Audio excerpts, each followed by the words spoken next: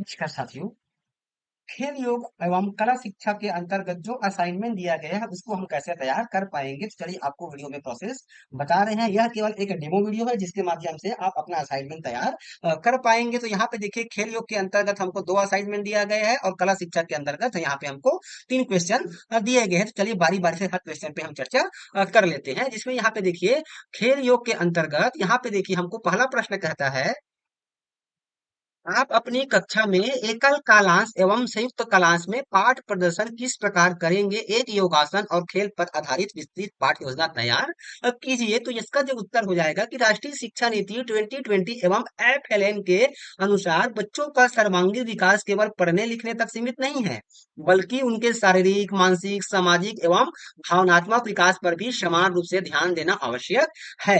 खेल एवं योग बच्चों में अनुशासन, एकाग्रता, आत्मविश्वास, सहयोग तथा स्वस्थ जीवन शैली का विकास करते हैं। अब यहाँ पे देखते हैं पाठ योजना कक्षा 1 से 3। विषय है हमारा खेल एवं योग। समय है हमारा 40 मिनट एकल कालांश के लिए और 80 मिनट संयुक्त कालांश के लिए। विषय वस्तु हमारा है ताड़ासन एवं रिले लेस, रिले रेस, और स्थान है कक्षा और खेल का मैदान। उद्देश्य क्या है कि विद्यार्थियों को ताड़ासन का सही अभ्यास कराना, शारीरिक संतुलन एवं एकाग्रता विकसित करना, खेल भावना एवं सहयोग की भावना विकसित करना, बच्चों में अनुशासन एवं नेतृत्व क्षमता का विकास करना। आवश्यक सामग्री क्या हो जाएगी? सीटी, कोन, चूना, योगा मैट यदि उपलब्ध हो तो, और पानी की व्यवस्था और प्राथमिक उपचार किट। पाठ्यक्रम में देखते हैं एकल क्लास 40 मिनट। प्रारंभिक गतिविधि, शिक्षक बच्चों का अभिवादन करेगा, उपस्थिति लेगा, बच्चों से स्वास्थ्य एवं व्यायाम के महत्व पर बातचीत करेगा। इसके बाद हल्की दौड़, गर्दन, कंधे, हाथ, कमर तथा पैरों का वार्म अप कराएगा। इसके बहुत हल्के और मजेदार ढंग से कराया जाएगा, जैसे सांप सीढ़ी दौड़, हाथ घुमाओ, कूदो भागो आदि इस प्रकार से। फिर हमारा आ जाएगा मुख्य गतिविधि, योगासन और ताड़ासन। दोनों पैर मिलाकर सीधे खड़े हो जाएं, दोनों हाथों को धीरे धीरे आगे से ऊपर उठाएं, हाथों को सिर के पास सीधा कर ले, पंजों के बल शरीर को ऊपर की ओर खींचे, सामान्य श्वास लेते हुए 10 से 15 सेकंड तक स्थिति बनाए रखे, धीरे धीरे हाथ नीचे लाए और सामान्य अवस्था में लौट आए। इस अभ्यास को 3 से 5 बार दोहराए, जैसा कि यहाँ पे आपको चित्र में दिखाया गया है। उसके बाद यहाँ पे हमारा है खेल गतिविधि। बच्चों को 4 समूह में बांटे, प्रत्येक समूह के बच्चे एक पंक्ति में खड़े हों, निर्धारित दूरी पर कोण रखे। पहले बच्चों के हाथ में बैटन यानी कि कागज की छड़ी दे दे। संकेत में क्या है कि सीटी मिलते ही पहला बच्चा दौड़कर कोण तक जाएगा और लौटकर दूसरे बच्चे को पैटर्न देगा। इसी प्रकार से सभी बच्चे दौड़ेंगे। जो समूह पहले पूरा करेगा वही विजेता हो जाएगा। और खेल के बाद सभी बच्चों की सराहना करना है। विजेता और भाग लेने वाले दोनों की भी हमको प्रशंसा करनी है। समापन गतिविधि, बच्चों धीरे धीरे चले और गहरी श्वास ले। शिक्षक बच्चों से पूछेगा, ताड़ासन करने से हमारे शरीर को क्या लाभ हुआ? खेलते समय हमें क्या क्या सावधानियां रखनी चाहिए? आपको खेल कैसे लगा और क्यों? मूल्यांकन, ताड़ासन सही ढंग से किया, खेल के नियमों का पालन किया, समूह में सहयोग किया, अनुशासन बनाए रखा, सक्रिय भाग लिया। तो इस प्रकार से आप खेल योग का जो पहला असाइनमेंट दिया है उसका प्रश्न इस प्रकार से आप तैयार कर पाएंगे। दूसरा प्रश्न हमारा कहता है कि खेल के मैदान या योग सत्र के दौरान बच्चों की सुरक्षा एक शिक्षक की प्राथमिक जिम्मेदारी होती है। खेल योग की पाठ्य पुस्तक का संदर्भ लेते हुए स्पष्ट कीजिए कि किसी खेल गतिविधि को शुरू करने से पूर्व आप मैदान का सुरक्षा निरीक्षण किस प्रकार से करेंगे। खेल के दौरान किसी बच्चे को अचानक मोच या चोट आने पर आपकी तुरंत प्राथमिक चिकित्सा और कार्य योजना क्या होगी? विद्यालय में खेल एवं योग गतिविधियां बच्चों के शारीरिक, मानसिक तथा सामाजिक विकास के लिए अत्यंत आवश्यक है। इन गतिविधियों के दौरान बच्चों की सुरक्षा सुनिश्चित करना शिक्षक का प्रथम दायित्व है। सुरक्षित वातावरण में खेल और योग कराने से दुर्घटनाओं की संभावना कम होती है तथा बच्चे आत्मविश्वास के साथ गतिविधियों में भाग लेते हैं। इसीलिए मैं निम्न प्रकार सुरक्षा सुनिश्चित करूंगा।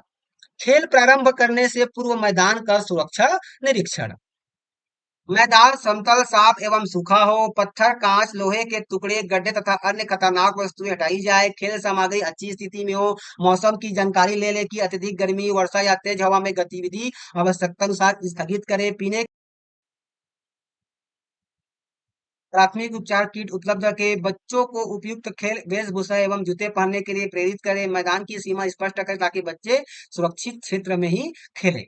खेल प्रारंभ होने से पहले बच्चों को दिया जाने वाला निर्देश। सभी बच्चे वार्म अप अवश्य करें, खेल के नियम सरल भाषा में समझाएं, धक्का मुक्की या अनुचित व्यवहार न करें, शिक्षक की सीटी या संकेत का पालन करें, अस्वस्थ होने पर तुरंत शिक्षक को बताएं और अपनी बारी का धैर्य पूर्वक इंतजार करें।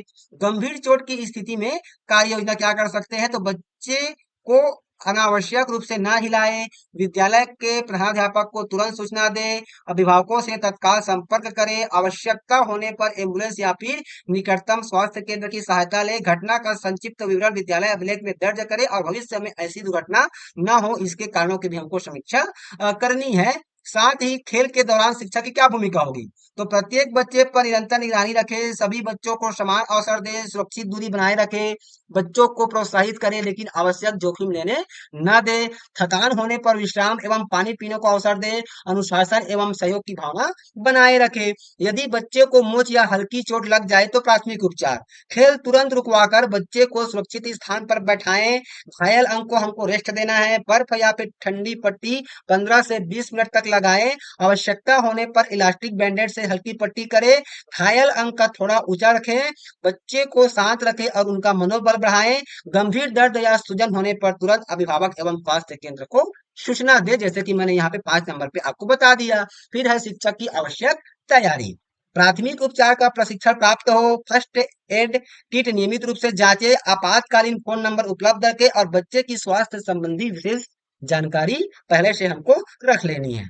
मूल्यांकन में क्या है कि शिक्षक निम्न आधारों पर बच्चों का मूल्यांकन करेगा कि खेल के नियमों को उसने पालन किया कि नहीं किया, उसकी सक्रिय सहभागिता रही कि नहीं रही, सुरक्षा निर्देशों का उसने पालन किया है कि नहीं किया है, खेल भावना एवं आत्मविश्वास, सहयोग एवं अनुशासन। तो निष्कर्ष यह निकलता है कि खेल एवं योग तभी प्रभावी है जब वे सुरक्षित वातावरण में कराए जाए। शिक्षक की सतर्कता, उचित योजना, मैदान की सुरक्षा, निरीक्षण तथा समय पर प्राथमिक उपचार बच्चों की सुरक्षा सुनिश्चित करते हैं।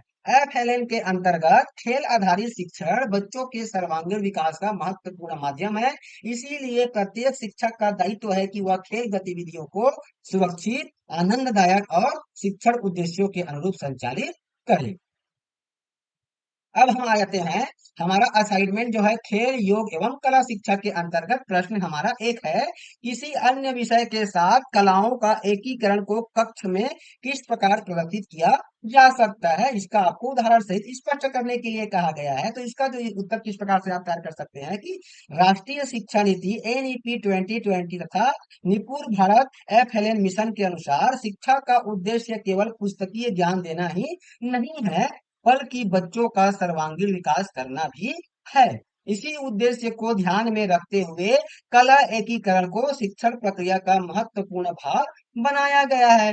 कला एकीकरण का अर्थ है चित्रकला, संगीत, नृत्य, नाटक, हस्तकला आदि कलाओं को अन्य विषयों के साथ जोड़कर बच्चों को रोचक एवं अनुभवात्मक तरीके से सीखने का अवसर प्रदान करना है। इससे बच्चे सीखने में अधिक रुचि लेते हैं तथा उनकी कल्पना शक्ति, रचनात्मकता, अभिव्यक्ति क्षमता और समस्या समाधान कौशल का विकास होता है। एफएलएन के अंतर्गत कक्षा 1 से 3 तक के बच्चों के लिए कला आधारित गतिविधियां सीखने को आनंददायक बनाती है। बच्चे खेल खेल में कठिन विषयों को भी सरलता से समझ लेते हैं। अब बात करते हैं कि कला एकीकरण का महत्व क्या है। तो बच्चों में रचनात्मकता का विकास होता है, सीखना आनंददायक एवं स्थायी बनता है, बच्चों की कल्पना शक्ति और अभिव्यक्ति क्षमता बढ़ती है, भाषा, गणित एवं पर्यावरण अध्ययन जैसे विषय सरलता से समझ आते हैं, बच्चों में आत्मविश्वास एवं सहयोग की भावना विकसित होती है, प्रत्येक बच्चे को अपनी प्रतिभा दिखाने का अवसर मिलता है। उदाहरण के लिए कि हिंदी विषय के साथ कला का एकीकरण। अब यहाँ पे देखिए मेरा विद्यालय, शिक्षक पहले बच्चों से विद्यालय के बारे में चर्चा करेगा, इसके बाद बच्चे अपने विद्यालय का चित्र बनाएंगे और उसमें कक्षा, पेड़, खेल का मैदान तथा प्रार्थना स्थल भी दर्शाएंगे।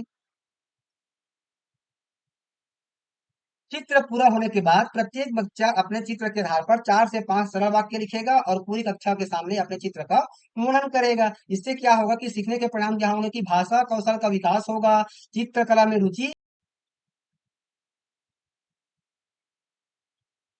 चित्रकला में रुचि बढ़ेगी, बोलने एवं लिखने का आत्मविश्वास बढ़ेगा, बच्चों की कल्पना शक्ति विकसित होगी। इस प्रकार से यहाँ पे और एग्जाम्पल दिया गया, ऐसे ही आप अपना और एग्जाम्पल वहाँ पे दे सकते हैं। इससे क्या होगा, इसमें शिक्षक की भूमिका क्या होगी कि बच्चों को गतिविधि के लिए प्रेरित करेंगे, आवश्यक सामग्री उनको उपलब्ध कराएंगे, प्रत्येक बच्चे को समान अवसर देना है, गतिविधि के दौरान मार्गदर्शन एवं सहयोग करना है और बच्चों की रचनात्मकता की सराहना करना है, सीखने का वातावरण आनंददायक बनाना है। अब इसमें विद्यार्थियों की क्या भूमिका होगी कि सक्रिय रूप से गतिविधियों में भाग लेंगे, समूह में मिलकर कार्य करेंगे, अपनी कल्पना शक्ति का उपयोग करेंगे, स्वच्छ एवं सुंदर कार्य प्रस्तुत करना, दूसरों के कार्य का सम्मान करना। अब मूल्यांकन क्या है कि शिक्षक निम्न बिंदुओं के आधार पर मूल्यांकन कर सकते हैं कि गतिविधि में सहभागिता, रचनात्मकता, विषय की समझ, प्रस्तुतिकरण, सहयोग एवं अनुशासन, मौखिक अभिव्यक्ति। इसका निष्कर्ष यह निकलता है कि कक्षा की कला एकीकरण शिक्षण को प्रभावी, रोचक और बाल केंद्रित बनाता है। यह बच्चों को केवल विषय ज्ञान ही नहीं देता, बल्कि उनकी रचनात्मकता, आत्मविश्वास, संप्रेषण कौशल और सहयोग की भावना का भी विकास करता है। एफएलएन एवं राष्ट्रीय शिक्षा नीति 2020 के अनुरूप प्रत्येक शिक्षक को अपनी कक्षा में कला आधारित गतिविधियों का नियमित उपयोग करना चाहिए ताकि बच्चों का सर्वांगीण विकास सुनिश्चित हो सके। इसी प्रकार से कला के अंतर्गत आपको और जो प्रश्न दिए गए हैं उसको इसी प्रकार से आप आसानी से तैयार कर पाएंगे। तो आई होप साथियों की वीडियो में बताए गए प्रोसेस के अनुसार से आप आसानी से जो योग शिक्षा एवं कला शिक्षण का जो आपको असाइनमेंट दिया गया है एफएलएन के अंतर्गत आसानी से समयावधि में पूर्ण कर सकेंगे। तो साथियों वीडियो कैसा लगा हमें कमेंट्स में जरूर बताएं और इसी प्रकार का वीडियो पाने के लिए आप हमारे चैनल से जुड़े रहें। तो साथियों तब तक के लिए नमस्कार।